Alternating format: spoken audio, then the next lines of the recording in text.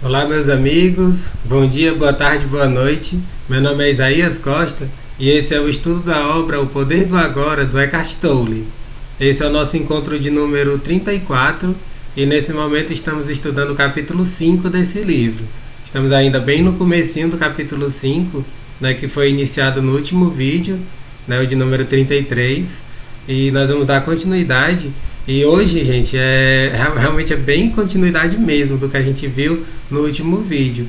Inclusive o Eckhart Tolle, ao longo do texto, dessa sessão, ele comenta um pouco mais detalhadamente aquela parábola, que Jesus comenta das moças descuidadas e das moças cuidadosas que estão à espera de um noivo, e elas 5 levaram óleo suficiente para as lamparinas, 5 não levaram. Ele comenta um pouquinho mais detalhadamente sobre essa parábola. E eu vou comentar algumas coisas a mais do que eu não comentei no nosso último estudo, no último vídeo. Então, vai ser bem continuação mesmo. Então, quem não assistiu o anterior, eu sugiro que assista, que aí vai ficar bem melhor a compreensão e mais completa também. Tá certo, gente? Antes da gente dar início, como eu sempre faço, agradecer vocês que estão acompanhando esse estudo, tanto no canal do YouTube, que é o canal Isaías Costa, ou lá no Instagram. Eu percebo que lá no Instagram tem uma interação bem grande, assim, nos canais que eu tenho colocado, é o que tá tendo mais interação, mais visualizações. Fico muito feliz com isso, gente. O meu Instagram é o Isaías Costa 14. Se você quiser me seguir por lá, fica à vontade, fique super à vontade para me seguir. Ficarei super feliz, honrado com a sua presença por lá, Isaías Costa 14. E também o pessoal que está acompanhando só pelo podcast, porque tem gente que prefere só ouvir, então tem essa possibilidade também. O meu podcast se chama Para Além do Agora, tanto no SoundCloud quanto no Spotify. Se você quiser ouvir, todos esses estudos eu coloco um pouquinho mais tarde, como podcast, e tem inclusive a possibilidade de vocês baixarem, gente, no MP3. Vocês baixam o MP3, pode colocar no celular para ouvir onde quiser, quando quiser, mesmo quando não tem acesso à internet. É uma grande vantagem. Eu sempre dou essa dica, porque às vezes você está num lugar e você está meio de bobeira, não tem internet e tudo mais. Para evitar o tédio, essas coisas, já pensou? Você ficar aqui refletindo sobre essas coisas tão bacanas nesse livro maravilhoso que é O Poder do Agora? Então fica essa dica para vocês, gente. Para quem quiser ouvir no podcast, é muito bacana. Inclusive, gente, no podcast eu faço outros podcasts que são com reflexões bacaníssimas a partir de músicas e tal. Hoje mesmo, eu publiquei um podcast lá no meu canal, com uma das músicas do Gilberto Gil, super conhecida, chamada Andar com Fé. Fiz toda uma reflexão a partir dessa música, então é bacana, gente. Lá tem outras coisas além do que eu trago aqui. Então fica essa sugestão para vocês me seguirem também pelo podcast, porque lá a coisa vai bem mais além. Beleza, gente? Então, feita toda essa introdução, vamos agora dar início aqui, a essa sessão de hoje. O título dela é meio esquisito, gente. O título da sessão é O Sentido Esotérico de Espera. Antes de você querer já fechar esse vídeo e colocar para outra coisa, achando que isso aqui é algo do outro mundo, porque tem pessoas que têm assim uma noção meio torta do que significa esotérico. Quando se fala nessa palavra esotérico, algumas pessoas, principalmente quando são muito religiosas, elas têm às vezes visões muito distorcidas, como se fosse às vezes até coisa do demônio, sabe? Não, gente, não tem nada a ver com isso. Quando você fala de esotérico, é até bom que eu explique isso logo antes de começar, para poder você realmente seguir até o fim nesse vídeo, não vai embora agora não, viu? Esotérico, gente, esse termo ele vem lá da Grécia Antiga. Na Grécia Antiga, os gregos, tinham muito essa questão de que só os ricos tinham acesso à educação, sabe? Então, as pessoas que eram mais abastadas, principalmente os homens, eram eles que tinham acesso aos estudos, à filosofia, a aritmética, toda aquela coisa lá, a ginástica, tudo aquilo que era do tempo da Grécia. Então, as pessoas mais pobres, as mulheres, as pessoas que não tinham assim todos os direitos, não tinham acesso aos estudos. Então esse esoterismo ele vem tipo disso, como se fosse um conhecimento que é para poucos, é um conhecimento que poucos adquirem. E é por isso que eu faço sempre ressalvas a esse termo esotérico. Eu particularmente não gosto muito desse termo, porque hoje em dia, no mundo hiperconectado que a gente tem, esse termo esotérico já nem faz mais tanto sentido, sabe? Então, tire da sua cabeça essa ideia de que esotérico significa algo sobrenatural, algo que possa ter conexão com forças das trevas. Não, gente, isso não existe, tá bom? Deu para entender o que significa esotérico? Esotérico significa aquilo que é como se fosse para poucos, entre aspas. Mas isso não existe. Nós estamos no século XXI, no ano de 2020. Não existe mais um conhecimento que seja para poucos. O conhecimento hoje é compartilhado com todo mundo amplamente. Aqui mesmo, esse conteúdo todo que eu estou transmitindo aqui, gratuito, pelo YouTube e também pelos podcasts. Então, gente, vamos entender as coisas da forma correta, beleza? Então, feita essa introdução falando sobre a palavra esotérico, esoterismo, vamos voltar para o que ele está dizendo aqui. O sentido esotérico de espera. Né? Ele está falando, e no livro coloca a gente espera entre aspas, né? Porque é bem diferente o que a gente pensa de espera e a espera no sentido do que o Eckhart Tolle está trazendo, tá bom? Então, ele começa dizendo o seguinte: num certo sentido, o estado de presença poderia ser comparado à espera. Jesus empregou a analogia da espera em muitas das suas parábolas. Não se trata do costumeiro tipo de espera tediosa ou agitada, que é uma negação do presente e sobre o qual já comentei. E eu mesmo já comentei nos estudos anteriores. Quando você fala dessa espera apenas como algo para o futuro, né, não é espera esotérica, como ele está dizendo. É uma espera acomodada. Viu, gente? É preciso ter isso muito claro. Existe a espera que é a espera verdadeira e essa espera falsa, digamos assim, que é essa espera no sentido de acomodação. Você espera que as coisas melhorem. Nessa hora eu sempre me lembro do querido Paulo Freire, um dos meus grandes mestres que me inspira muito. Eu me inspiro nele, eu me espelho nele, gente, para ser um bom professor, para tentar cada vez ser mais didático, mais claro nas minhas exposições.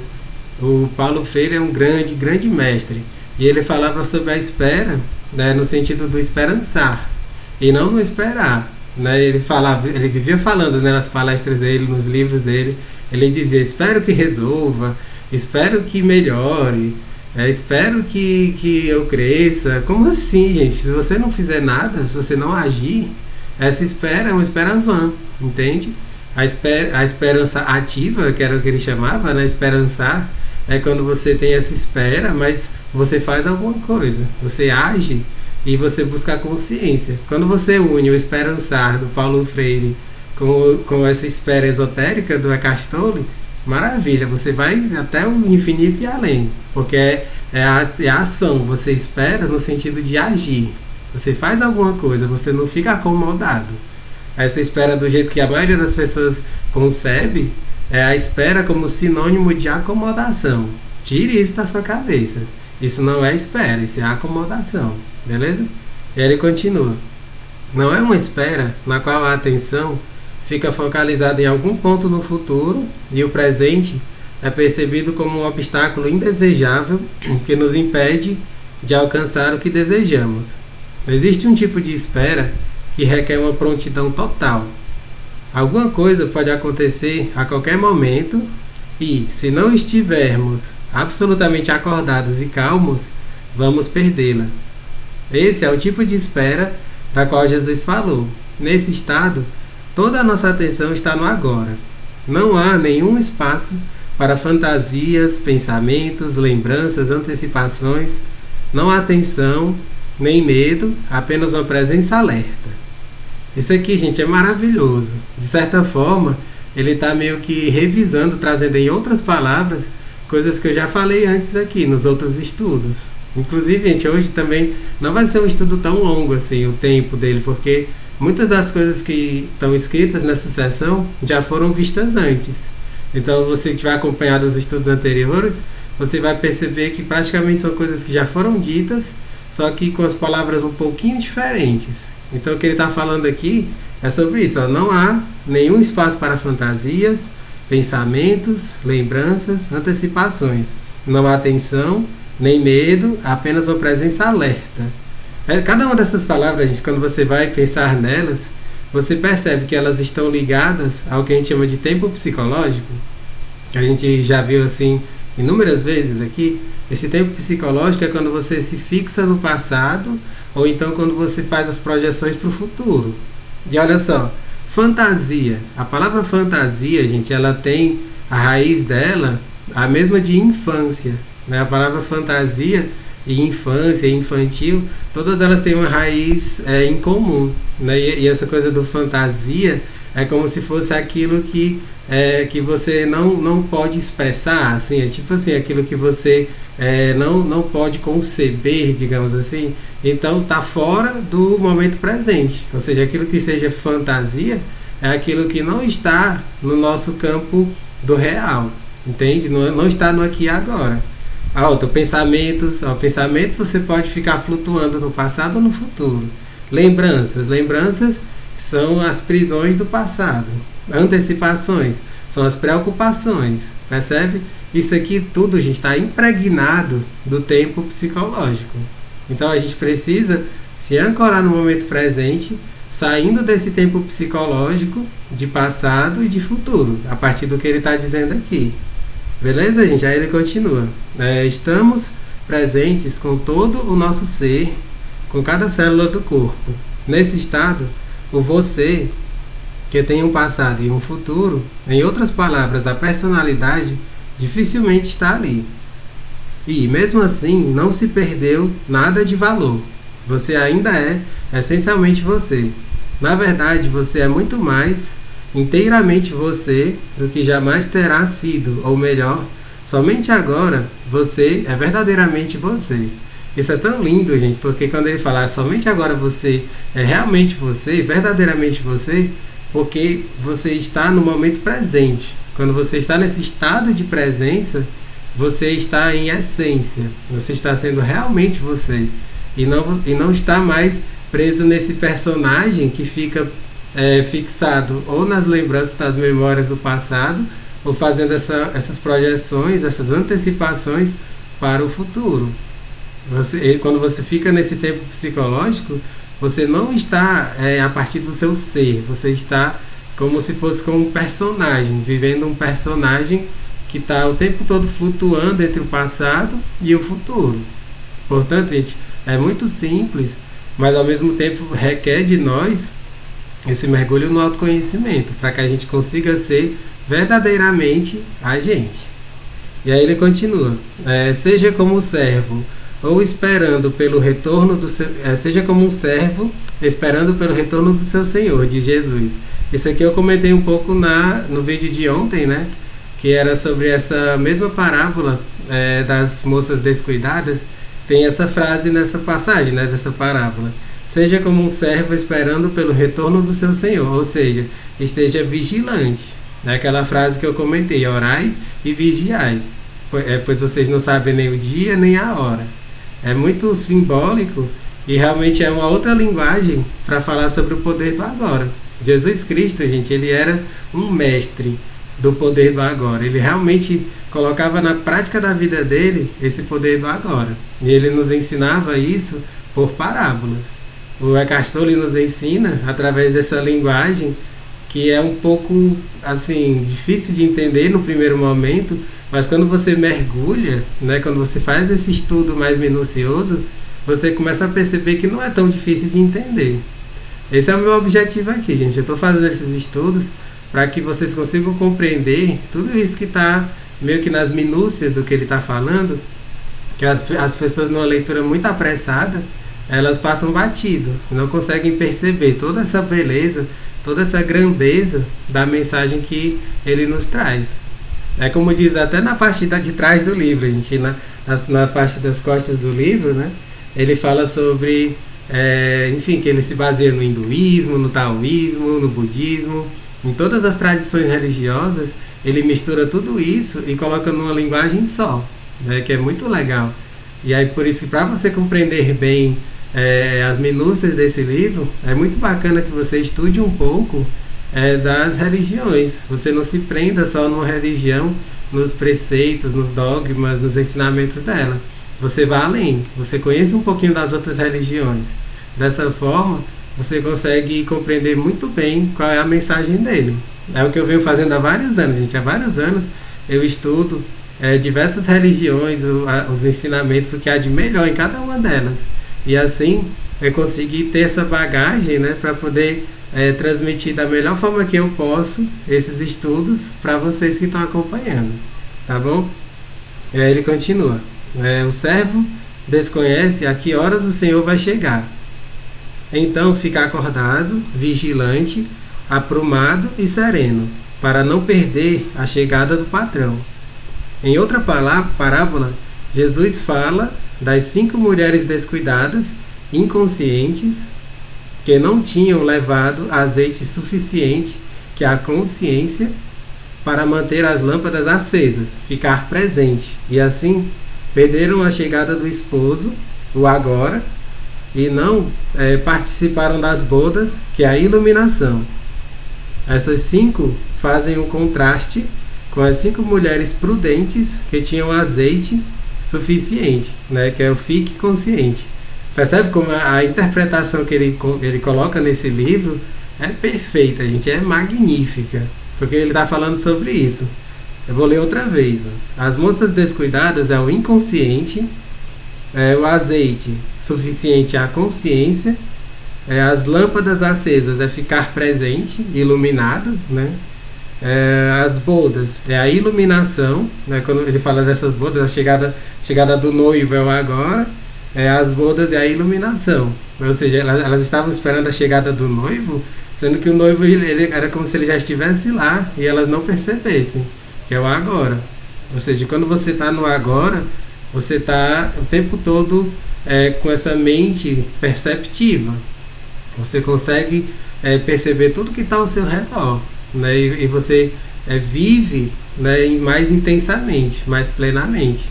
Era essa tipo assim, como eu já comentei no vídeo de ontem, né, no 33, que existem muitas interpretações possíveis, né, para as parábolas, mas essa interpretação do Eckhart Tolle, gente, é maravilhosa. Ela se encaixa muito bem para a gente analisar o poder do agora, né? Ou seja, a gente precisa compreender que é para a gente ter o autoconhecimento, né? Nos iluminarmos. Quando a gente busca o autoconhecimento, a gente é como se fosse a gente encher as nossas lamparinas de óleo. A gente enche as nossas lamparinas de óleo, que é esse combustível, né? Que é a consciência, para que a gente consiga ser, né, presente, né? Ser alguém presente. E assim a gente ter a beleza de estar com esse noivo, né, que seria o agora, vivendo plenamente. E assim ter essas bodas, que é a iluminação. Certo, gente? É muito bonita essa interpretação. Que a gente consiga realmente colocar isso na prática da nossa vida, né? Estar presente, estar sereno, estar no estado meditativo.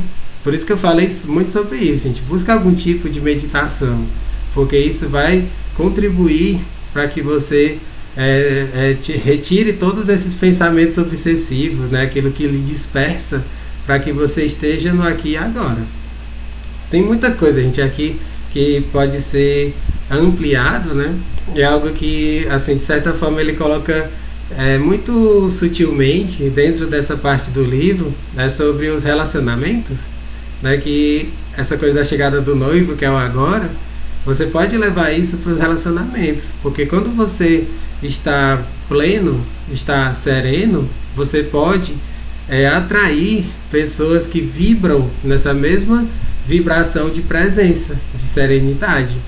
Muitas pessoas, elas reclamam dos seus relacionamentos, elas ficam pé da vida, né, com o cônjuge, por conta de não viverem dessa maneira, serena, plena. Elas estão muito ansiosas, ou estão deprimidas.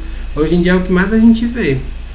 Pessoas que estão extremamente ansiosas ou extremamente deprimidas. A ansiedade, tem até uma frase que viralizou na internet que fala disso, né? Que a ansiedade é excesso de futuro, depressão é excesso de passado.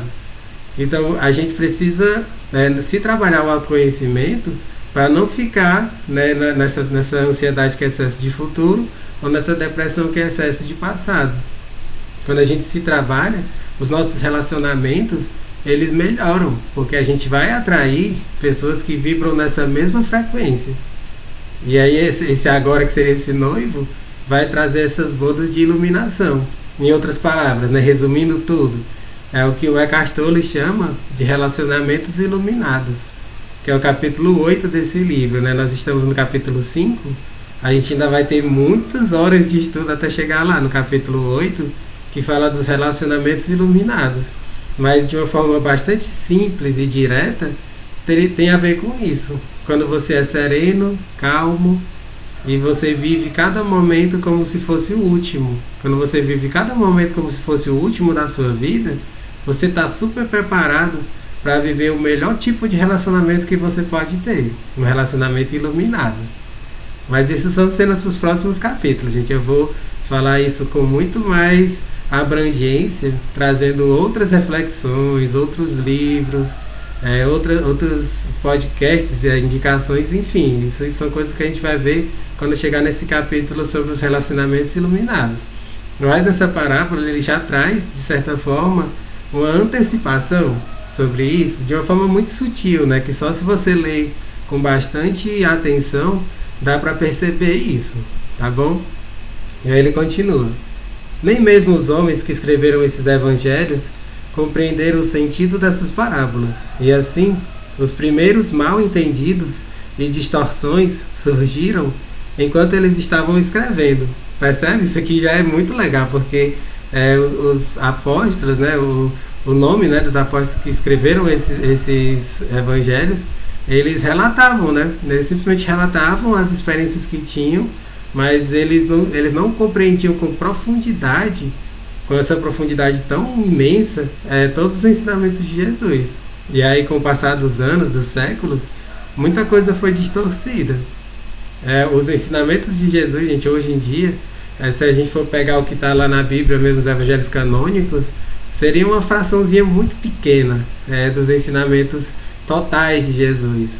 Tem muita coisa que vem dos evangelhos apócrifos, né, que a maioria de nós não tem nem acesso. Tem muita coisa que ainda está sendo traduzida, né? Então a coisa é muito mais ampla, né? E ao longo dos séculos houve muita distorção, né? Então é preciso a gente ter muito cuidado com as fontes, né?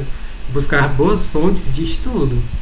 Eu procuro fazer isso, gente, ter boas fontes e ouvir boas pessoas que falam sobre o Jesus mais genuíno, né? Esse Jesus que era feliz, que vivia o momento presente, que tinha toda essa sabedoria, né? Mas assim, nós ainda vamos falar muito aqui sobre os ensinamentos de Jesus, porque ele fica o tempo todo trazendo tipo pinceladas, né, de passagens bíblicas, né? Ele faz essa associação com o budismo, com o taoísmo. Então nos próximos vídeos ainda vamos falar muito, né, sobre os ensinamentos de Jesus, toda a sua sabedoria, certo?